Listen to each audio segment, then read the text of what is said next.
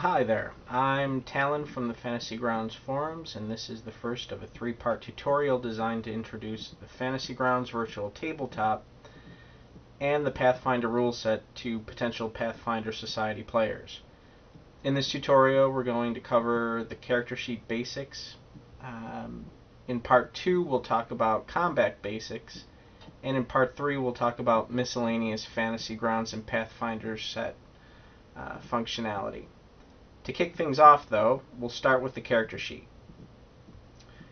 In this part of the tutorial, we're going to cover 9 different topics: the basic login process, character creation, character portraits, dice color changes, dice rolls for various skills, saves, and attacks, the dice tower, a tab review of the character sheet, the mini sheet, and handling multiple characters. To log into a Fantasy Grounds game, your GM will have to send you the server information in order to log in. That's a fairly simple process. You're going to select your name for the login. You'll enter your server address. The alias is basically 4 different words. And you'll come to this screen once you've input the information and assuming you're able to connect. Right now I'm showing you all of the server characters that I've created by way of character import from Hero Lab. You have a couple different options. You could log in with a local character that you've input on your own. The easiest way, and the way we're going to handle it over at the Pathfinder group for Fantasy Grounds, is I've been having characters create their PC on Hero Lab and then using the very handy character importer utility on the Fantasy Ground forums. Different GMs will handle it different ways, but that's by far the easiest way to get all of the powers built into the system. Okay, so for purposes of today's tutorial, we're going to select 2 characters. We're going to select a melee fighter and some sort of magic user. And we'll go ahead and select them.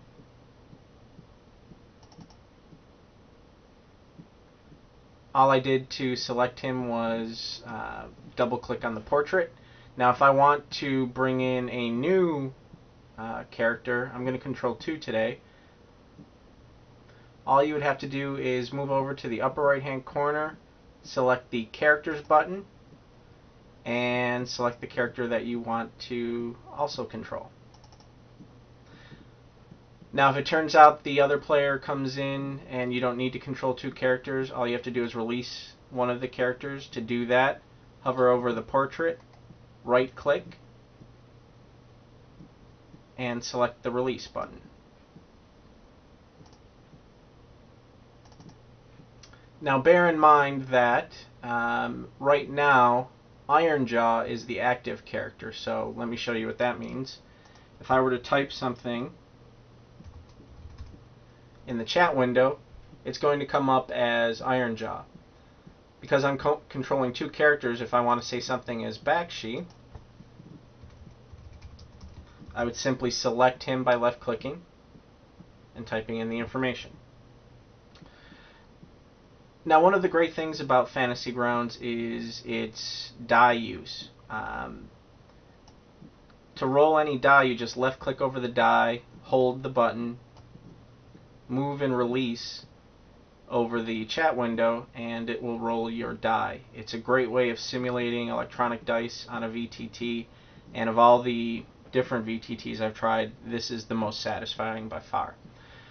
One of the other nice things about that is if you left click in the upper right hand corner and select colors, you are able to change the color of your dice. So we're going to move to some blue dice, maybe lighten the color up a little bit. We can change the numbers black or white by clicking this button, and that's a nice way to customize and make sure that each character has a different color. That'll be really useful later on when you're targeting players, and we'll talk about that in the combat section. I'm sorry, targeting players or monsters. We'll talk about that in the combat section, but it's a really nice way to distinguish the different players. Speaking of combat, I'm going to give you a quick overview of the character sheets just to see what you're able to do. So to look at the character sheet, all you have to do is double click over your character. And by doing that, we've brought up our character sheet. Couple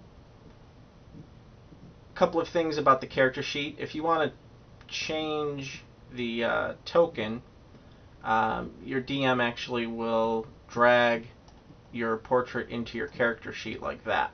That'll let you basically put your token on the map and in the combat tracker, which we'll talk about later. Also, you're able to change your portraits by moving in the upper left-hand corner and selecting Portraits. And up will pop a number of different portraits for you to select. But for purposes of this tutorial, we're going to keep the one we've selected. But just know that you can just drag and drop into your Portraits folder and put any portrait that you want. Okay, looking at the character sheet, you're going to see all the basics that you're used to seeing. Your attributes, hit points, your movement speed, basic combat attacks, saving throws, and your defenses. On the right hand side you can see all of the different tabs if you want to look for skills later and various things which we'll cover. But right now I want to talk about die rolls. Let's just take a quick look at, say you want to make a perception check. Anything with a little die icon, if you click that button, it will roll in the chat window, and you'll be able to see the roll. Let me just expand out for a moment so that you can see that it was rolled. Alright, so here we're going to roll the perception check again. And as you can see, he rolled his perception check in the chat window. All of your rolls will do that. They'll roll into the chat window. It's a nice functionality. You've got your defenses. You've got your initiative. Whenever the DM asks you to roll initiative, you're just going to double click there and it'll roll in the window. Combat, this is more of a worksheet showing how all of the values on the main tab are calculated. This is where if you acquire, say, a magic shield or some ability later, you can adjust your bonuses here and it will reflect in the main tab. Skills, any skill checks, again, these are all rollable either by double clicking or left click and hold and roll it in the chat window. Again, much nicer in terms of simulating a real tabletop environment. All the bonuses, the attributes are automatically calculated. You can click any of the trained attributes and the modifier will automatically apply. It's a very nice system. Abilities, here, especially if you're doing a Hero Labs conversion, it's a really nice way of showing everything. If you left click on the icon, it will describe all of the different bonuses that you would get from the different powers. Inventory, great way of auto-calculating. Encumbrance, you can select the number of pieces of gear you have, your coins, all of them are selectable and editable. Notes, your languages are listed, basics about your character. Freeform typing, you just click in there and then start typing your notes.